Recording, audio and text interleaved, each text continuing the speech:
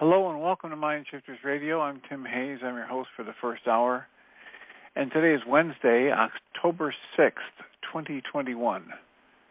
As always, we're grateful to everyone who's joining us here today, whether you're listening live or through the archives, as we spend another couple of hours teaching and supporting people in using some of the most powerful, effective, efficient, and accessible tools I've ever encountered. These tools are available absolutely free through the tireless efforts of Dr. Michael and Jeannie Rice on the website at whyagain.org. If you go to that webpage and click on the Start Here link in the upper left-hand corner, it will take you to a page where you can download and read Chapter 24 of Dr. Michael Rice's book. His book is titled, Why Is This Happening to Me Again? And that chapter of the book contains a narrative description of the primary tool in this work. That tool is called the Reality Management Worksheet, sometimes called the Reality Management Wake-Up Sheet. And it's a tool I've been using to great effect for over 17 years to improve the quality of my life and most of my relationships, and to turn any negative emotional experience into a productive part of that infallible guidance system that each of us has been given. You can also download the actual worksheet itself. It's a PDF file. No need to provide any information of your own. Simply click on the link, download it, print it off, copy it, and use it as often as you'd like. You can also download a whole host of audio files that contain recordings of shows like this one where people have called in and been stepped through that worksheet process and were given powerful testimonials about how the use of these tools has positively impacted their life. You can also go to your app store and type in the three words Heartland Aramaic Forgiveness, and before you're done typing the word forgiveness, you'll see the glowing heart icon. When you click on that, it will let you download an app. It's completely free and private, allows you to have access to the Reality Management Worksheet, an abbreviated version of that worksheet process, and a copy of the Dragon Klingon game, which is a wonderful way to introduce these tools to even younger audiences. And we hope people do that soon and often, because that tends to prompt comments, questions, answers, testimonials. And if you have any of that and you'd like to share them with us, give us a call at 563-999-3581 and press 1. Alternately, you can send an email to tjh@mindshifters-academy.org or Jeannie, Jeanie, @whyagain.org, whyagain.org. We're also doing the Course in Miracles workbook lessons this year. Today is the 279th day of the year, and today's lesson simply reads, Creation's freedom promises my own. The end of dreams is promised to me because the Creator's offspring is not abandoned by the Creator's love. Only in dreams is there a time when the offspring of creation appear to be in prison and appear to wait for freedom, if it be free at all. Yet in reality, these dreams are gone, and with truth established in their place, now is freedom already his. Should I wait in chains which have been severed for release, when the Creator is offering me freedom right now? So I will accept the Creator's promises today and give my faith to those promises. The Creator loves all its offspring. All his offspring has been created as his own. And these gifts are never withheld. They are always available. Today's Course in Miracles experiment lesson by Pam Grout is titled, Expand Your Reality. She quotes Edwin Gaines as saying, Are you willing to consider the possibility that God might know a few things you haven't thought of yet? Pam writes, When my Sunday school teachers informed me that God had a plan for my life, I panicked. I thought, what if he wants me to leave my family? What if he wants me to be a missionary in some country with leeches or tarantulas? I wasn't ready to commit to God's will because, well, look at what he did to Lot's wife or to Job. My gosh, who needs all those weeping body sores? So it was with great relief that I found A Course in Miracles, where it says, God's will for those who've been scarred by stories about pillars of salt and lions' dens, God's will is truly unceasing joy for all of us. Or, as Lesson 279 promises, freedom, complete and unbridled freedom. So that's Course in Miracles Workbook Lesson 279.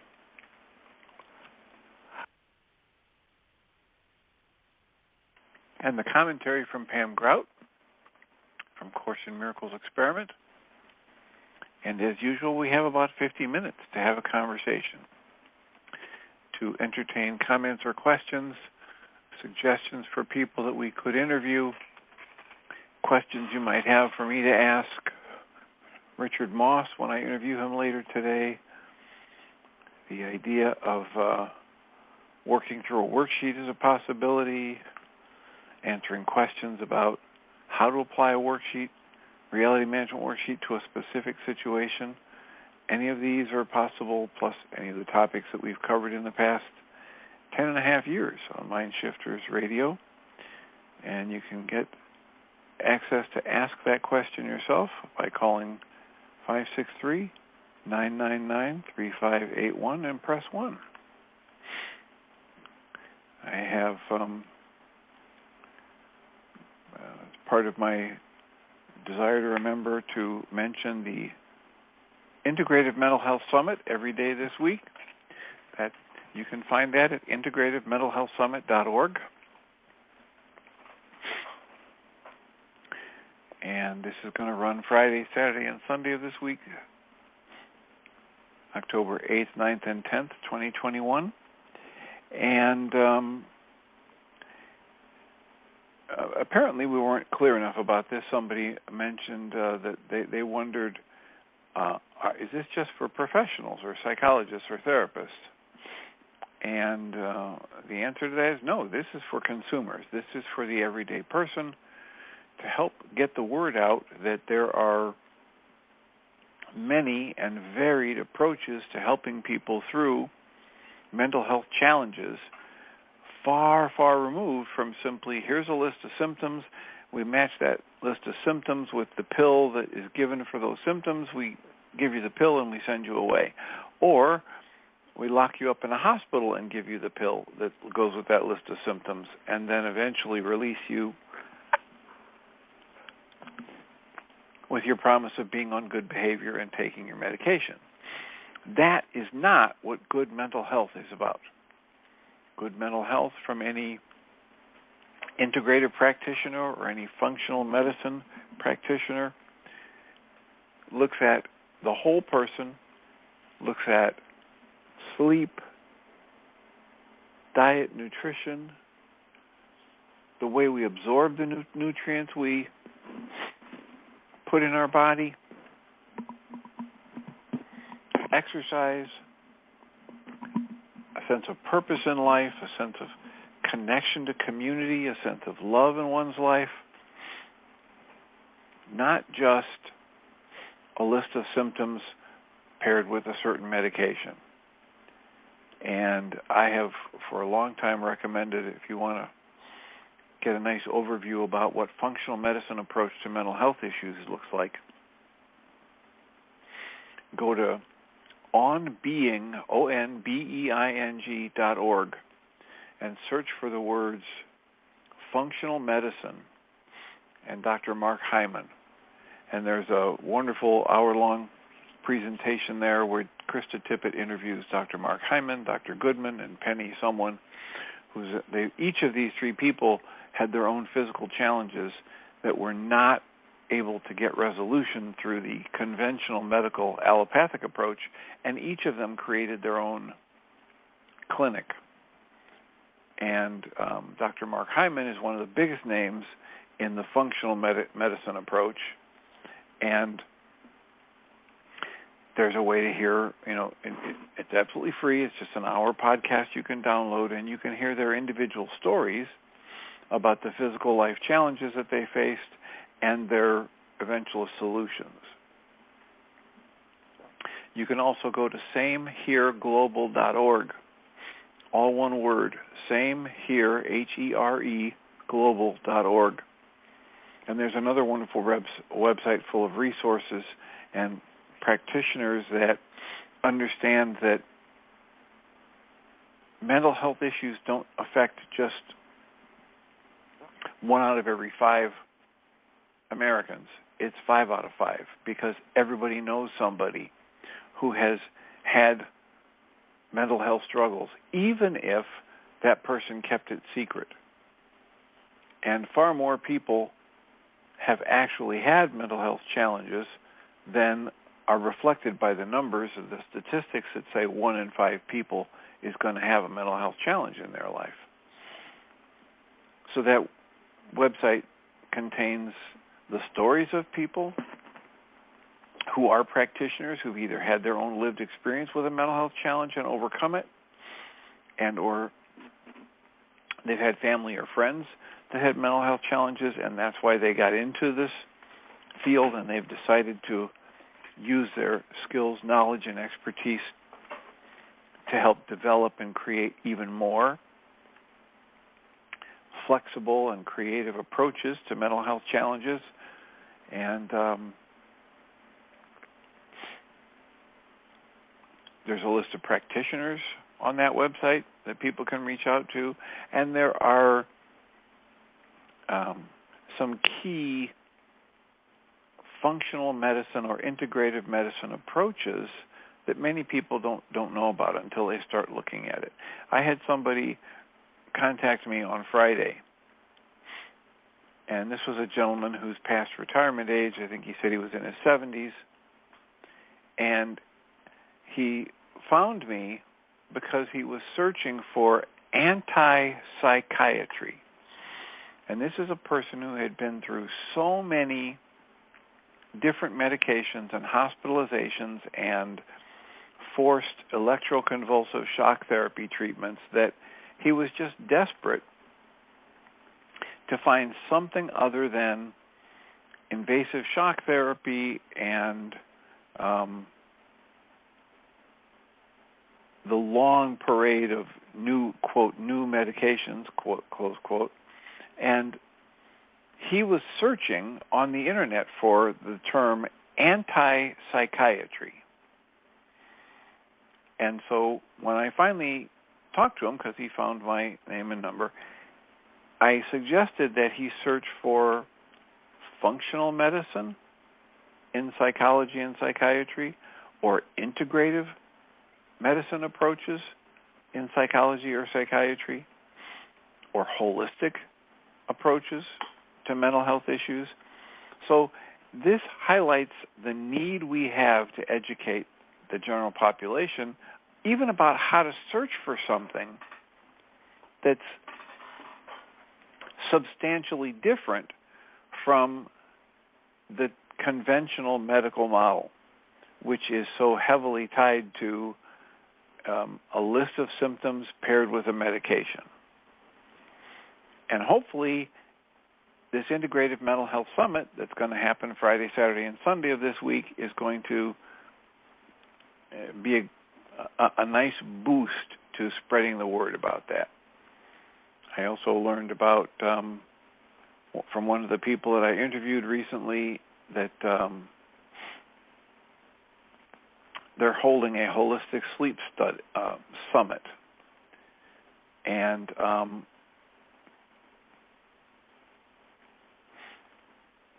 it's another one of those very similar to the Integrative Mental Health Summit. But if you know somebody who is stuck with the torture that we can experience when we don't get a decent night's sleep for extended periods of time. You might want to direct them to the holisticsleepsummit.com. And it's again, it's a very reasonably priced fee to get introduced to this, to have access to this. 30-plus speakers talking about tried and true techniques to help people sleep.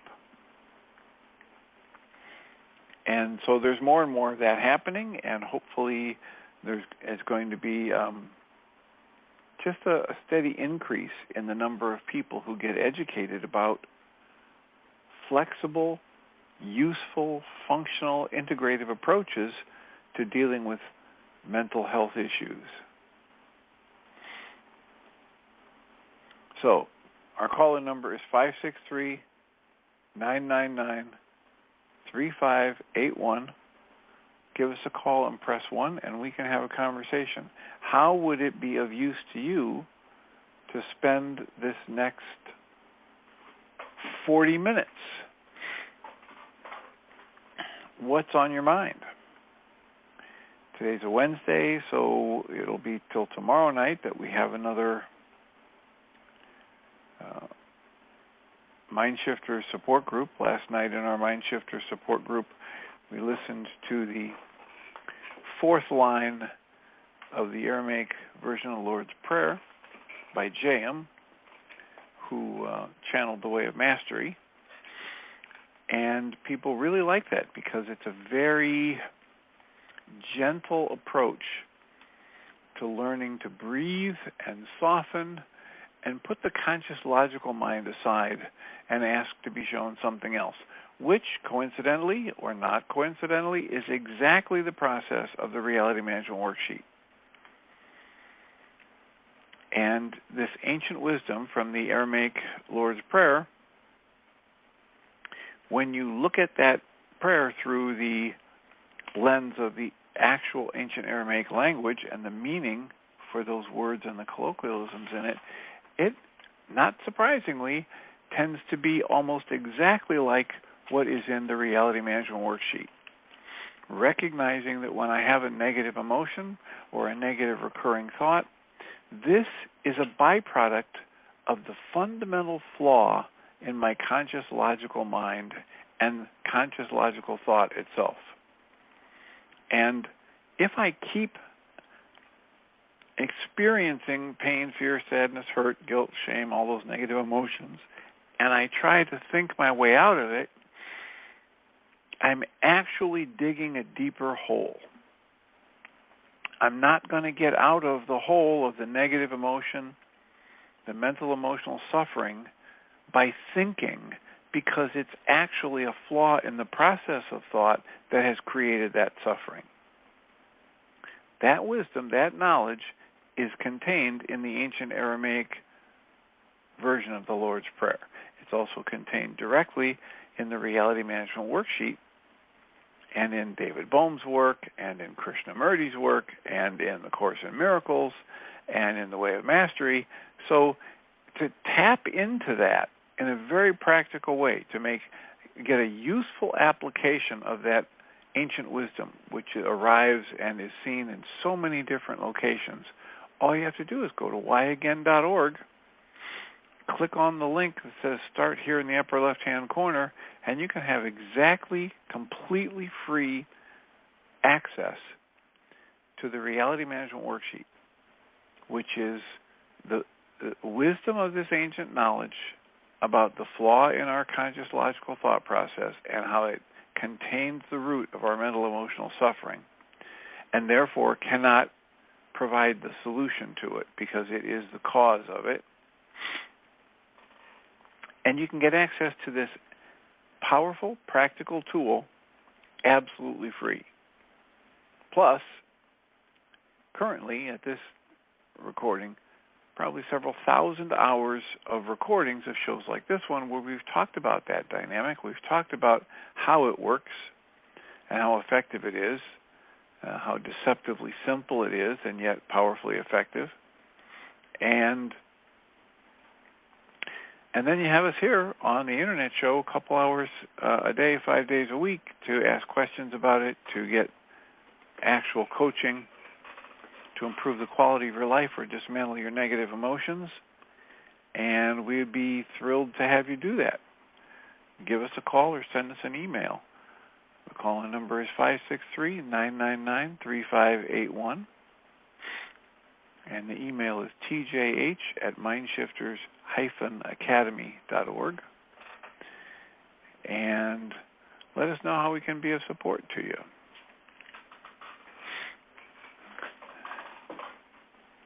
I was working with someone yesterday who was having a very difficult time getting the people in his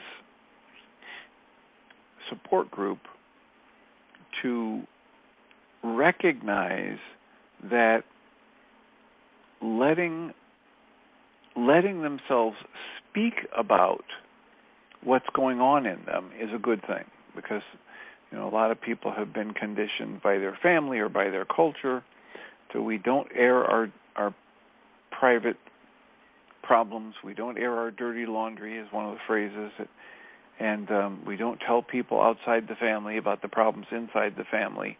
And often that carries over to where individuals have an internal belief system that says it's not okay for them to admit that they're having a problem, that they're in stress, that they're having an upset.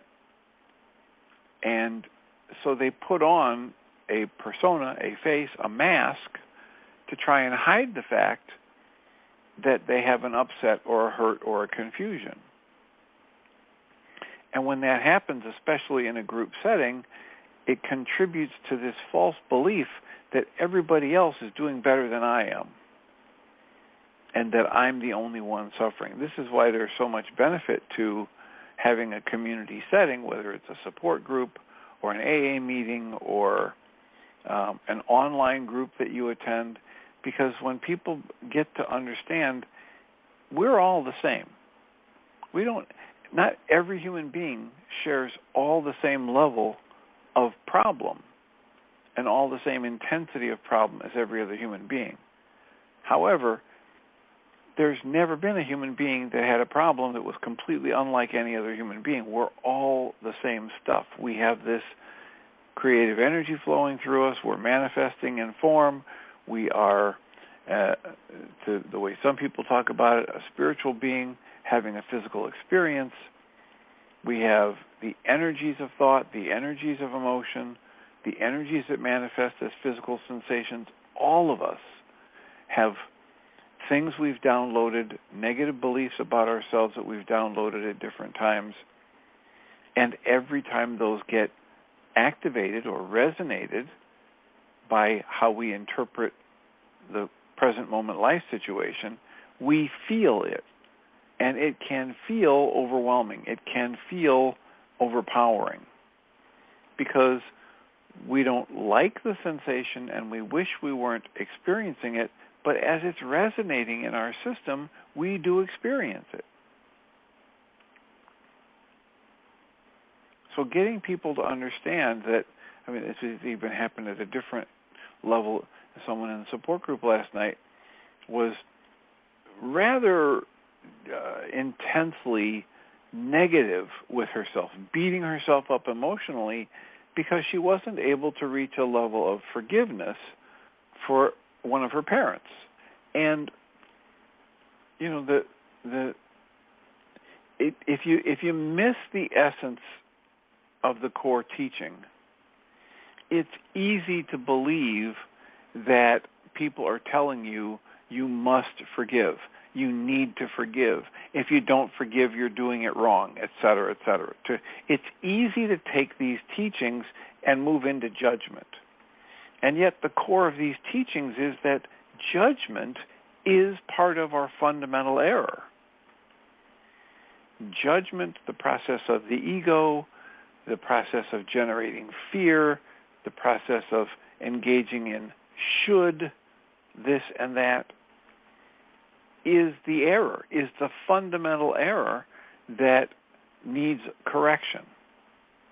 And so we were trying to help this person in the support group last night realize that having negative thoughts about how she's having difficulty reaching a level of pardoning or forgiveness or transformation in her feelings towards one of her parents is counterproductive, because right in that moment she's creating more suffering for herself.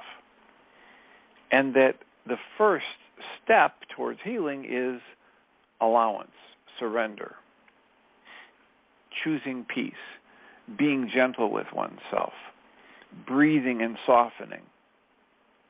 I really like the short version of the ancient Aramaic practice that's contained in the Beatitudes.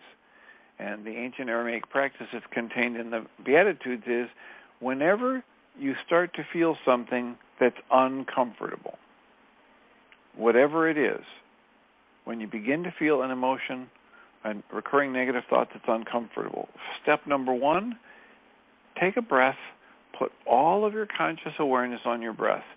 Breathe fully, carefully, slowly exhaling.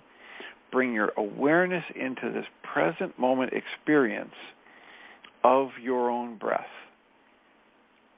One way to talk about it is, make your home in the breathing unity.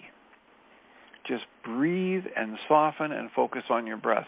Step two, notice whatever is in you as you breathe and soften, what tension, fear, or sadness, pain, confusion, hurt, guilt, shame, condemnation starts to bubble up.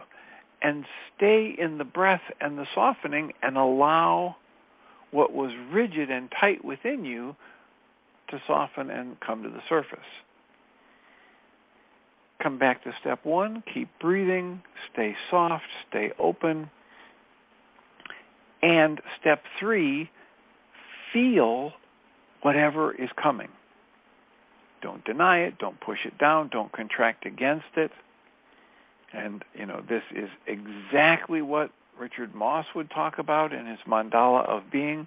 It's the core of the Beatitude practice from, I think it's James chapter 5, the Gospel of Matthew, chapter 5. And it's the essence of what Richard Moss is talking about when he's identifying feeling as just this energy that does not have thought involved with it. It is not specifically physical. It's the energy which has a wisdom which comes from our creative source, which is tapped into insight and intuition, and allowing myself to feel that energy, even if it's unpleasant, even if it's intense and unpleasant, allowing me to feel it and resisting the urge or the conditioning or the habit of jumping into negative thoughts about it and jumping into a future thought about how, oh my God, I'm not going to be able to stand this. I'm going to fall apart. This is going to be the end of me. Jumping into a negative thought about how this is exactly like what happened when my father died. I know this feeling. It's horrible. Resisting the urge to apply thought to the energetic experience, which Richard Moss would call a feeling, is exactly the same thing as what is called for in the Beatitudes practice. Breathe, feel it fully, allow it to be there, allow it to release and move through you, feel it fully, and release it and let it go, and then just come back to the breath.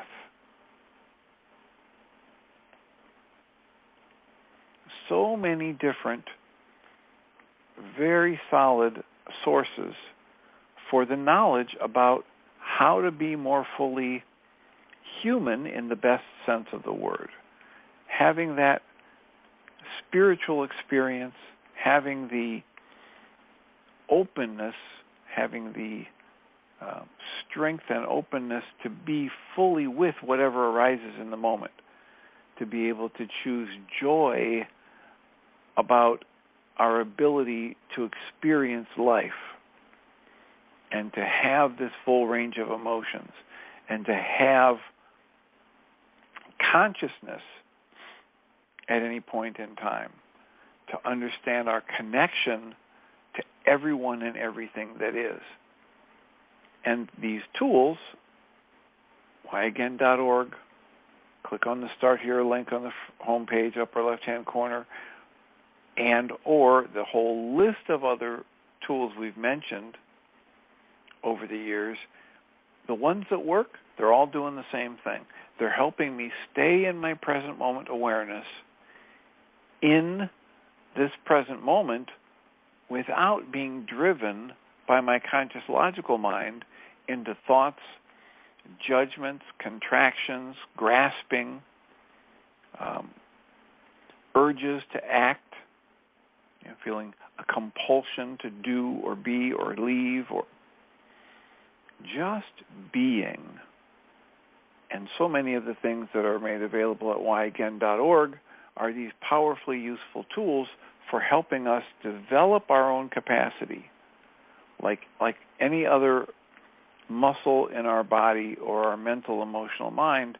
Practice with this ability to be in the moment and interrupt the pattern of rushing into thought is something that strengthens my capacity and my ability to do that, to just be here. As Ram Dass would say in the title of one of his books, be here now. Don't go racing off into thought about the past or the future or somebody else or myself. Just be here now. And as I do that, my life gets better. As I do that, I get to experience how the truth is I will not be permanently damaged by any of these intense energies that we might call feelings once we've allowed our thought to run away with us.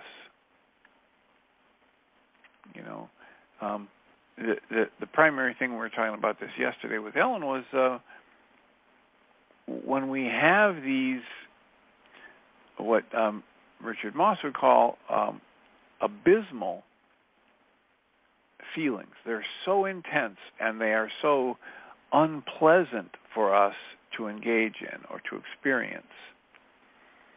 We have the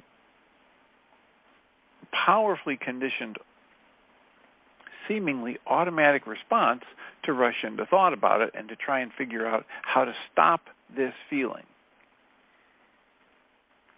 where this essential teaching about working with abysmal feelings is stated as, do not give to your ego that which is not of your ego. Don't give this flow, this experience of this intense flow of energy over to your ego to make up stories about it. Stay present, stay focused, stay spacious, ready and relaxed. And understand that the ego's game is to grab it and label it, to get you to run from it, to pull you out of the present moment experience, to tell you stories about it and make you generate fear about it. And once you let your ego hijack you, it will instantly lead your attention away from the feeling and into its stories. And the stories come like a deluge, and they just swamp us. Sometimes in a frantic storm of emotionality. And here's what the key message in this book and this work about abysmal feelings is, that the stories that my ego will create about my intense emotions, about my intense feelings before they become emotions, is far more miserable and loaded with suffering and inevitably destructive than the actual feeling itself, if I would just stay with it and stay present with it it will move, it will flow, it will leave me unharmed. When he's talking about a basic level of emotion, kind of the average level of emotion, the main instruction is to recognize the emotional suffering created by your own thinking. And you learn how to use this conscious self-inquiry to move into the past or the future or the myself or the other kinds of positions of thought about this energy, these feelings, and unpack those stories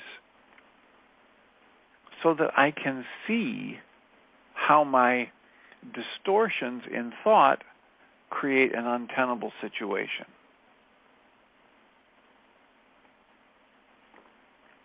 And then we get to experience the now moment in the center of the mandala, and we get to realize that without my pouring a lot of thought energy into those stories, I don't have the same experience of the feeling, of the energy flowing through me.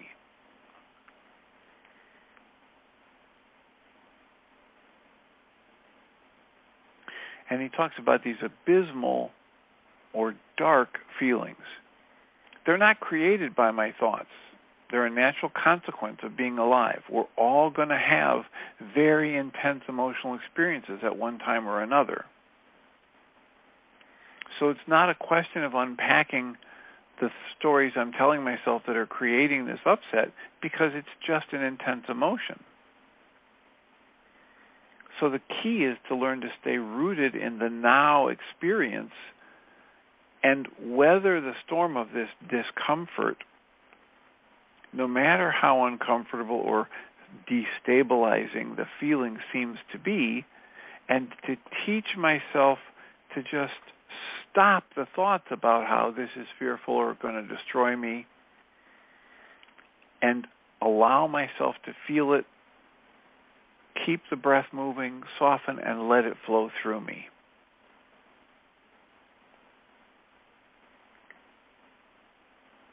Again, it's uncanny how solidly that lines up with the first three Beatitudes as summarized by Dale Allen Hoffman. His short version of it is breathe.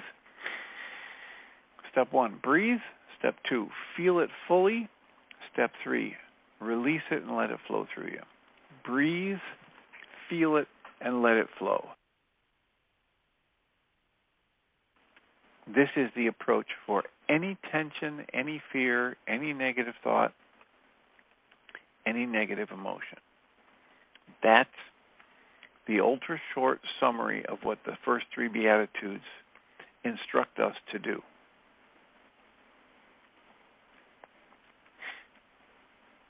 One of the key discerning points in working with the darker abysmal thoughts is that the ego never sees anything new. It's always comparing anything that comes along to the past or fear of the future. And so don't give to your ego that which is not of your ego. And as soon as there is an abysmal feeling, and you believe or unconsciously assume that you've felt that before, oh, this is just how I felt when my dad died, or this is just how I felt when my dog got run over, then as soon as that happens, my ego has taken over. And then I'll tend to remember things like, oh, I remember how this felt. Oh, I remember what happened next. Oh, I remember how it felt like I was going to die. Oh, I remember that the only thing that soothed the pain was this bottle of whiskey. And if I let my thoughts go in that direction, they will carry me away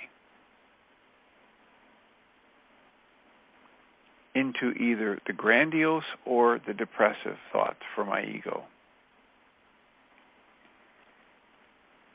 But when I understand that nothing is new or original from the ego's point of view, and I have the thought, oh, I have felt this before, it's just a thought. And instead of accepting it, I can question it and say, I wonder what this would feel like if I imagine I've never felt this before. What would it be like to just be here and see this moment as its true self, as new, as fresh, as a part of the flow of creation, I've never been in this moment before.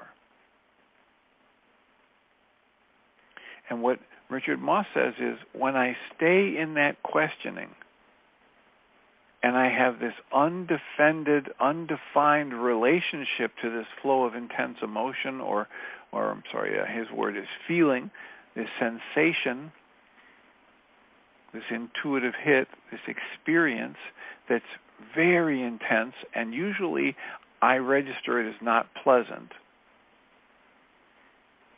When I maintain that undefended, open, questioning relationship with what I'm going through in this moment, it is healing, not only for the soul, but also for the body. It allows new energy to flow, and that creates a healthier balance in the psyche and the vitality, and even within your physical self. So, keeping the energy moving and flowing. That's exactly what the ancient Aramaic understanding of the Beatitudes were. Anytime there's a negative thought, a negative emotion, a negative interpretation of life events, take a breath, shift the focus of my awareness over to my breathing. One way to say it is to make my home in the breathing unity. Whenever there's a tension or a conflict, it's the perfect time to make my home of my awareness in my breath. Breathe, gently fill the lungs, hold it at the top of the full breath for 2 or 3 counts, and resist and slowly exhale, and just bring my awareness into what it's like to control my breathing. And notice how the body softens and the tension level drops a notch or two. And then I want to feel whatever comes through me, having softened what was ever rigid within me. I allow these energies to flow through me, and I feel them fully without running from them. Understanding it's just energy, everything's energy, the essence of this physical body that I have is energy. Breathe, feel it, allow it to come up from the depths of my system, whether it's physical, mental, or emotional, and then release it rather than tighten up and resist it. Release it and let it go. Breathe, feel it fully, release it and let it go. Almost exactly what Richard Moss calls us to do in the mandala of being with those intense energies he calls abysmal feelings.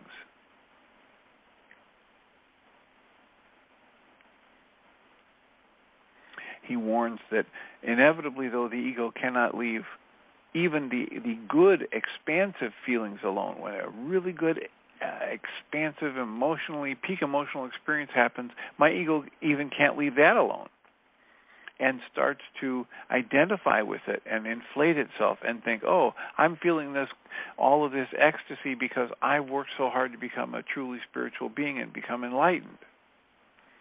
But that intrusion of thought and the effort to maintain that sensation or that peak emotional experience or that pleasure that comes from that infuses tension instantly in the moment.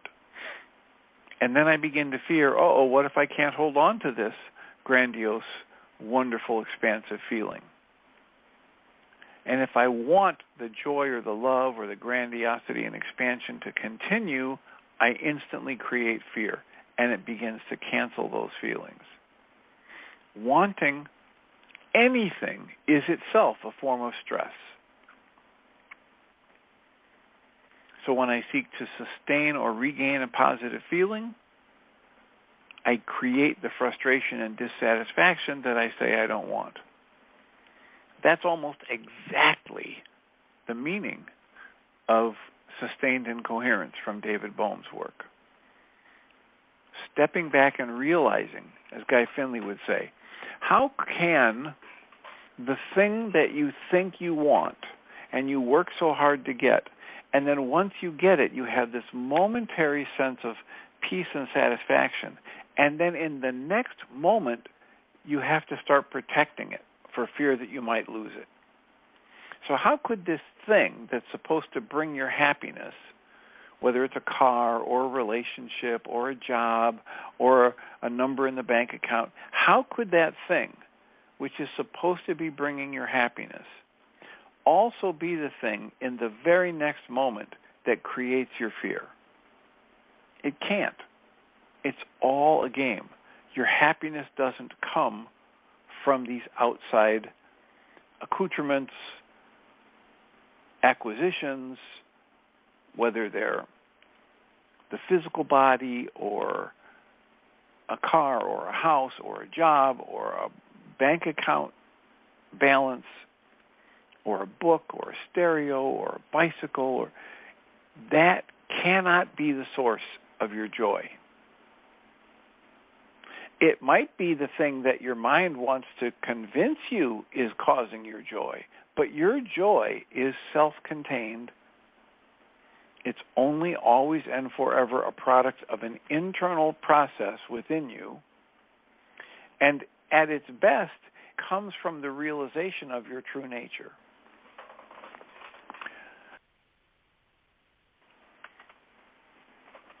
The lasting kind of joy that we say we want comes from understanding that nothing of value can be added unto you and nothing of value can be taken from you, that your essence is whole and complete, and that your value is internal and unchanging.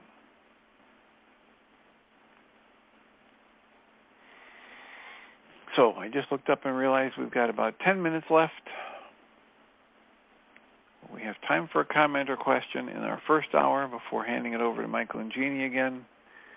Our call-in number is 563-999-3581. What's your comment? What's your question? What's your response to this day's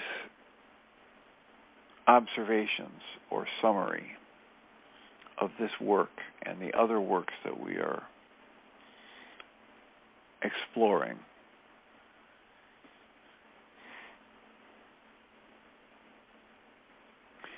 I was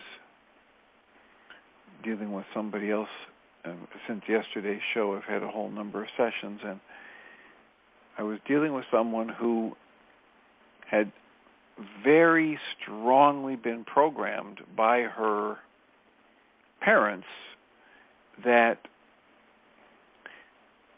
she was not going to be safe unless she had somebody who liked her from the outside.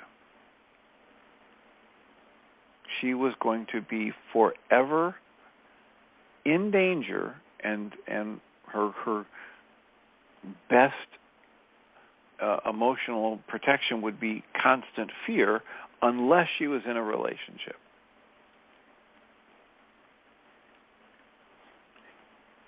Now, that was compounded by the fact that neither one of her parents liked or loved themselves or had an appreciation of their internal value, and both of her parents were so wounded that from their woundedness they kept striking out at people around them, including their offspring.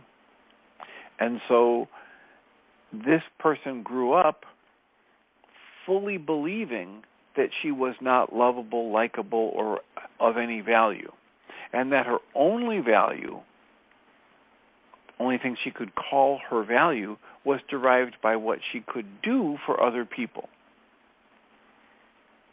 So here are these two conflicting goals: believing that I'm not lovable and that I'm not of value unless I'm actively doing something for other people, and believing that I'm always going to be in physical and emotional danger unless I find somebody who cherishes me and wants to be with me in a long-term relationship. So I don't like myself, I think I'm unworthy, and I absolutely have to have a long-term relationship. Get the picture of these two rams butting their heads over and over again in this person's psyche, constantly at odds. How can she find somebody who wants to cherish her and spend time with her and commit to a long-term relationship with her when she knows and she keeps reinforcing that she's unattractive, that she's not worthy, and that her only value comes by the things she can actively do for other people. Quite the loggerheads, quite the conflict. The old adage about the irresistible force meets the unmovable object. And so just try to imagine, if you would, the mental, emotional torture that ensues from living with those two powerfully conflicting beliefs about self and relationship and the world. And unless she can start questioning those beliefs and or canceling the goals that go along with them and asking to be shown the hidden part of her mind that drives all those negative emotions that derive from those beliefs, she could spend another 50 years in that torturous, no-win situation. And that's what we're called to do in this work. Look into our own torturous, no-win situations. Find out within our own mind where we have conflicting beliefs and or negative beliefs, and then understand that every negative belief I have about myself is instantly seen as false. I can instantly know this isn't the bottom line observations. If I have a negative thought about myself or somebody else, or a negative emotion, I can instantly know three things about it. Number one, it's a lie or based in a falsehood. Number two, this is an old tape playing in my mind. This is not about the present moment. Nothing in the current environment, if I'm observing it fully, clearly, is going to be negative about me and my core nature. And the third thing I can know instantly about that negative thought or negative emotion is if I take an action motivated by that negative thought or emotion, I'm just going to throw negative energy into my life. I'm going to make it worse. I can't make my current situation better when I throw negative emotions into it. So, like Michael Rice used to talk about in one of his lectures, all right, here I am driving down this mountain road. It's pitch black. There's no stars. There's no moon. And I'm way out in the country, so there's no city lights to reflect off of the clouds. It is as black can be, and I'm driving down the road in my car, and I'm doing fine because my headlights are showing me where I'm going, and I hit a bump and my headlights go out. What's the thing to do? Well, the only reasonable thing to do is stop the car. It's completely unreasonable at that point in time to think, well, this is a very familiar road. I've been here before. I think I'm about 100 yards past the last turn, and I should be up here coming to the right. And so I think I'll just, count how fast I was going. It's going 30 miles an hour. Okay, so that's crazy. The only reasonable thing to do if my lights go out is stop the vehicle. If we understand these teachings accurately, they tell us that when we have a tension, a fear, an anger, a sadness, a hurt, a confusion, it actually means we are not perceiving accurately. Our lights are out. The only reasonable thing to do in that moment is stop acting, stop speaking. You might want to do what the Beatitudes asks us to do.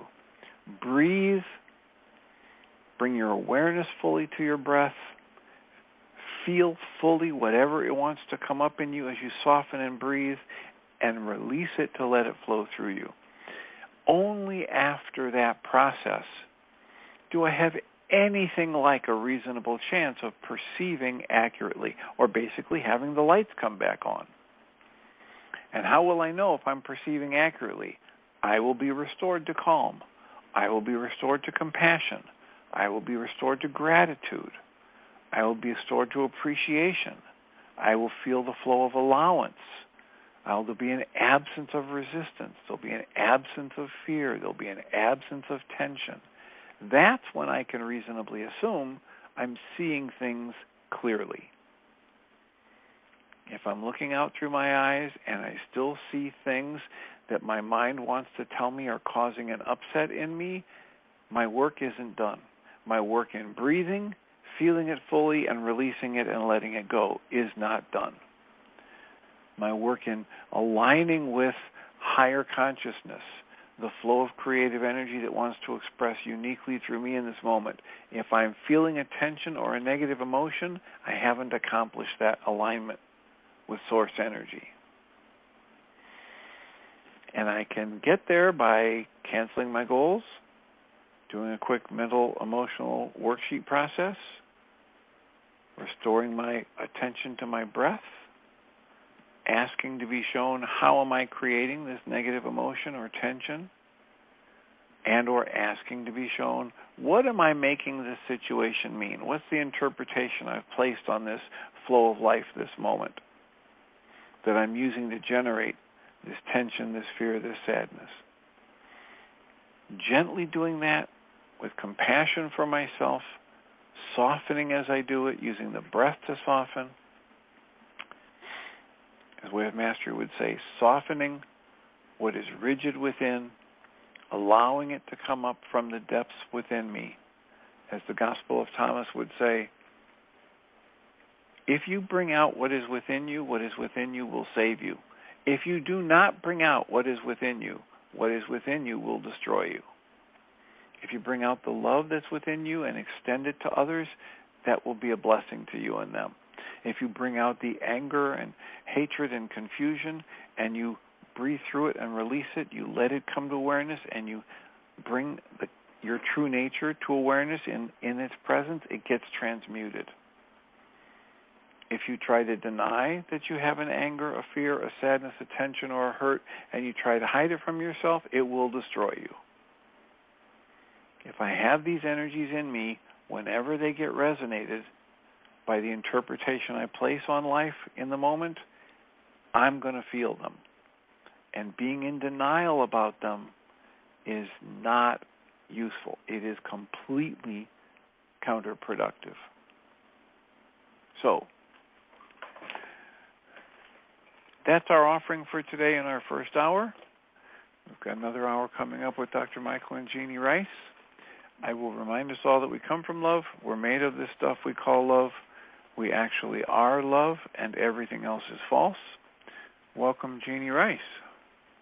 Thank you, Dr. Tim. I appreciate that. I think I got most of the last 10 minutes of notes anyway. Good monologue there. Thank you. I'm glad it was useful, and I will look forward to talking to you tomorrow. Awesome. You have a good one. Thanks.